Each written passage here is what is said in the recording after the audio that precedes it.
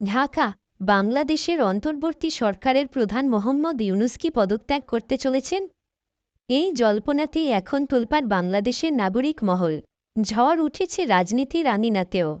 সূত্রের খবর, এরই মধ্যে ইউনূসের সঙ্গে দেখা করতে গেলেন জাতীয় নাগরিক পার্টির আহ্বায়ক নাহিদ ইসলাম। বৃহস্পতিবার সন্ধ্যায় ইউনূসের বাসভবন রাষ্ট্রীয় অতিথি ভবন যমুনায় গিয়ে দেখা করেছেন নাহিদ। তা নিয়েই শুরু হয়েছে জোর চর্চা। তবে কি ইউনূসের পদত্যাগ এখন সময়ের অপেক্ষা? এটাই এখান বাংলাদেশের কাছে কোটি টাকার প্রশ্ন। নাহিদ আবার সংবাদমাধ্যমকে স্পষ্টতই বলছেন, পদত্যাগের জল্পনা শুনেই তিনি এসেছিলেন। তিনি বলেন, দেশের যে অবস্থা তার মধ্যেই পদত্যাগের একটা খবর আমরা আজকে সকাল থেকে শুনছি। তো ওই বিষয় নিয়ে আলোচনা করতে ইউনূস সাহেবের সঙ্গে দেখা করতে গিয়েছিলাম। এরপরই এক্কেবারে বোমা ফাটিয়ে দেন জাতীয় নাগরিক পার্টির আহ্বায়ক।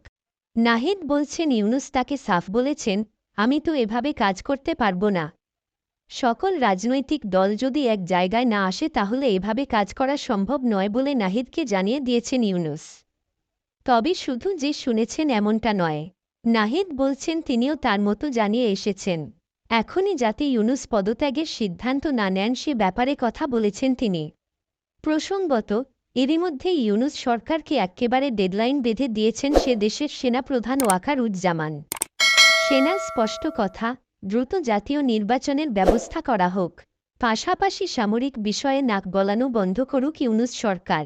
এখন দেখার জল শেষ পর্যন্ত কোন দিকে গড়ায়।